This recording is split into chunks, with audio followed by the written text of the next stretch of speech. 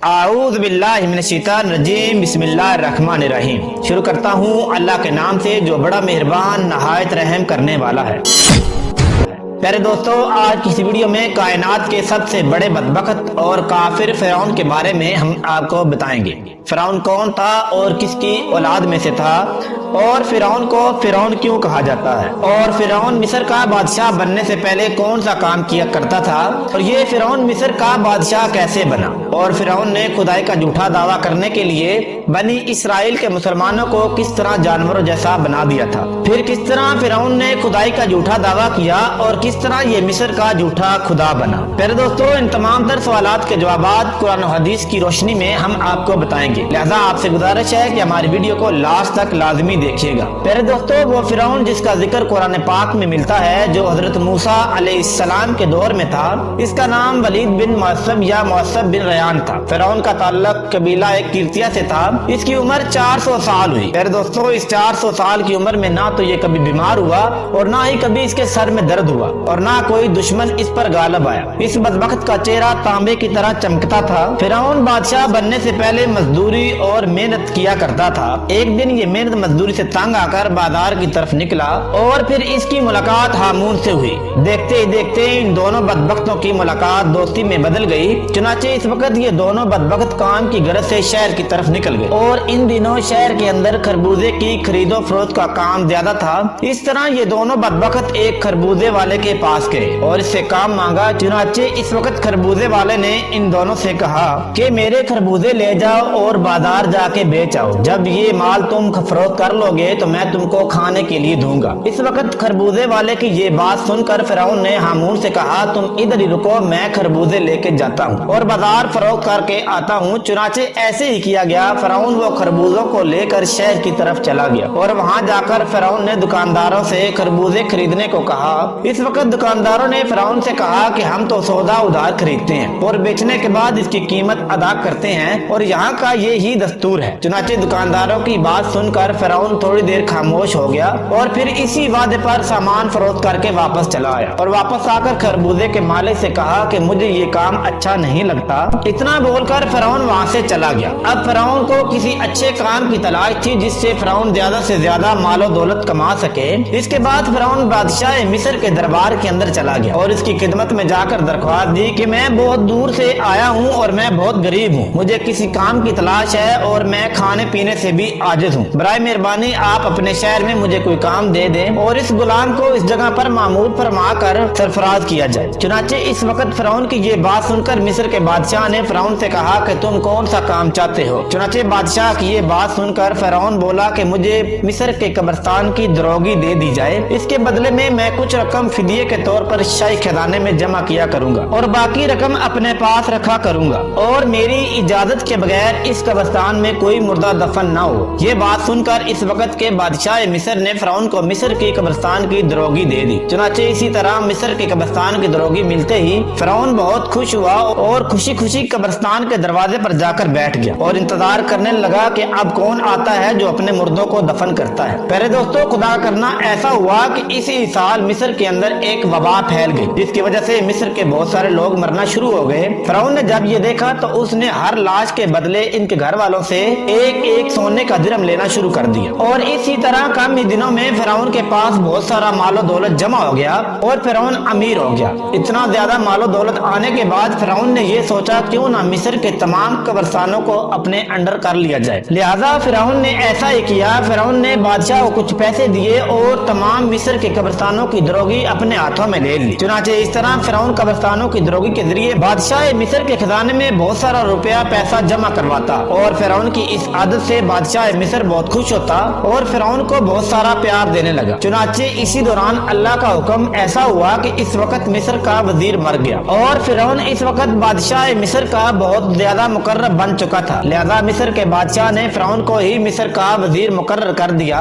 चुनाचे इसी तरह इक़्तिदार मिलते ही फिरौन इक़्तिदार के नशे में मस्त راست ہو گیا اور اس نے اپنے دوست کو بھی اپنے پاس بلا لیا۔ اس وقت فرعون اپنے دوست حامان کو کہنے لگا کہ میں چاہتا ہوں کہ میں خدائی کا دعویٰ کروں اور ساری مخلوق مجھ کو اپنا خدا مانے اور میری ہی عبادت کرے۔ فرعون کی یہ بات سن کر حامان بہت حیران ہو گیا اور حامان فرعون سے کہنے لگا کہ تو خدائی کا دعویٰ کرنا چاہتا ہے تو سب سے پہلے بنی اسرائیل کی تمام مخلوق کو اپنے ہاتھ میں لے لو اور ان کے دل میں اپنے لیے محبت پیدا کرو۔ حامان کی یہ بات سن کر فرعون نے حامان سے کہا کہ ایسا کرنے کے لیے آخر کیا کرنا ہوگا اور یہ لوگ کس طرح مجھے اپنا خدا تسلیم کریں گے، کیونکہ اس وقت تمام لوگ حضرت یوسف علیہ السلام اور حضرت یعقوب علیہ السلام کے دین پر تھے اور کس طرح وہ لوگ اپنے دین کو چھوڑ کر فرعون کو خدا تسلیم کرتے۔ اس وقت فرعون نے اپنے دوست حامان سے کہا کہ اس کے بارے میں کچھ سوچو۔ فرعون کی یہ بات سن کر حامان کچھ دیر کے لیے سوچتا رہا اور پھر بولا کہ بادشاہ مصر سے یہ درخواست کی جائے کہ میں چاہتا ہوں کہ تمام مصر کے تمام لوگوں کی تمام تر خواہشات مفت میں پوری کی جائیں اور لوگوں کے تمام اخراجات میں اپنی جیب سے ادا کروں گا اور جو لوگ جو چیز بھی حاصل کرنا چاہیں وہ بالکل مفت میں حاصل کر سکتے ہیں۔ چنانچہ اس وقت بادشاہ مصر نے فرعون کی یہ بات سن کر اس کی درخواست کو قبول کر لیا اور 1 سال کے لیے تمام مصریوں کو یہ رعایت فراہم کر دی اور فرعون نے 1 سال میں ہونے والے تمام اخراجات کی رقم حامان کے ہاتھ میں بادشاہ مصر کے خزانے میں جمع کروا دی اور پورے مصر میں یہ اعلان کروا دیا کہ اس سال خزانہ راتیوں پر معاف اور ہم نے اپنی طرف سے تمام تر اخراجات کی رقم بادشاہ مصر کے خزانے میں جمع کروا دی ہے اور مزید 2 سال کی اخراجات کی معافی کے لیے بھی ہم نے سرکار کو درخواست کی ہے اور وہ بھی قبول ہو گئی ہے۔ چنانچہ فرعون کی یہ بات سن کر مصر کی تمام قوم بہت خوش ہوئی اور مصر کے تمام غریبوں اور مسکینوں نے فرعون کی ترقی کے لیے خوب دعائیں کی۔ چنانچہ ادھر مصر کی قوم فرعون کے اس عمل پر بہت خوش تھی اور ادھر چند ہی روز بعد قضائے الہی سے مصر کا بادشاہ اپنی موت مر گیا۔ چنانچہ اس وقت اس کے مرنے کے بعد بادشاہ کا کوئی والی وارث بھی نہ تھا جو اس کے تخت پر بیٹھتا اور اس کی بادشاہت کو سنبھالتا۔ اس طرح بادشاہ مصر کے مرنے کے بعد 3 دن تک سوگ منایا گیا اور چوتھے دن تمام مصر کے لوگ، قاضی، مفتی، عالم، فاضل، چھوٹے بڑے سب بادشاہ مصر کے دربار میں حاضر ہوئے اور کہنے لگے کہ بادشاہ کے تخت پر کس کو بٹھایا جائے کیونکہ ملک بادشاہ کے بنا بے سروپا ہو گیا ہے۔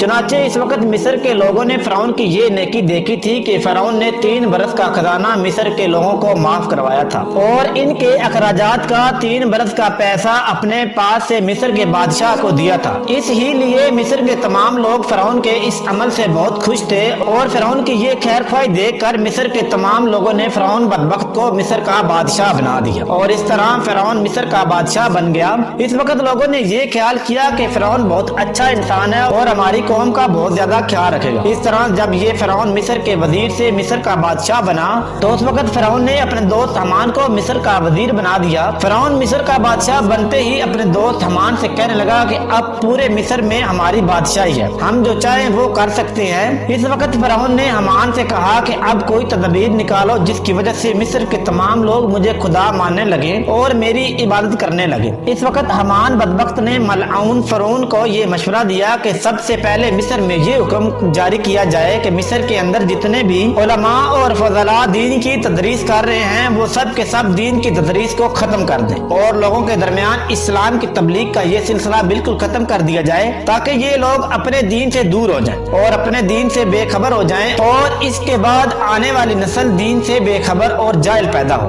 اس وقت حامان کی یہ بات سن کر فرعون نے فوراً حکم جاری کر دیا اور مصر کے اندر درس و تدریس ختم کر دیا اور فرعون نے مصر کے اندر یہ حکم جاری کر دیا کہ کوئی بھی شخص مصر میں درس و تدریس نہ کرے ورنہ اس کو قتل کر دیا جائے گا۔ فرعون بادشاہ کا یہ حکم سنتے ہی تمام لوگوں نے اس کے قتل کے ڈر سے درس و تدریس کا سلسلہ ختم کر دیا اور مصر کے لوگوں نے لکھنا پڑھنا چھوڑ دیا۔ چنانچہ اس کے بعد ایسے ہی وقت گزرتا گیا اور وقت کے ساتھ ساتھ تمام لوگ جاہل بن گئے اور علم سے دور ہو گئے اور اپنے حقیقی خدا اللہ تبارک و تعالیٰ کو بھول گئے۔ اس وقت مصر کے لوگوں کی یہ حالت ہوگی کہ وہ جانوروں کی طرح جاہل بن گئے۔ اس وقت فرعون نے مصر کے تمام لوگوں کو یہ حکم جاری کیا کہ تمام مصر کے لوگ اپنے اپنے گھروں میں بت بنا کر ان کو سجدہ کریں اور اس کی پوجا کیا کریں۔ چنانچہ فرعون کا یہ حکم پاتے ہی ایک قبطی قوم جو کہ کثیر تعداد میں تھی انہوں نے بتوں کی پوجا کرنی شروع کر دی اور پھر دھیرے دھیرے بت پرستی عام ہوتی گئی اور یہ سلسلہ 20 سال تک جاری رہا اور پھر اس کے بعد فرعون نے مصر میں یہ اعلان کروایا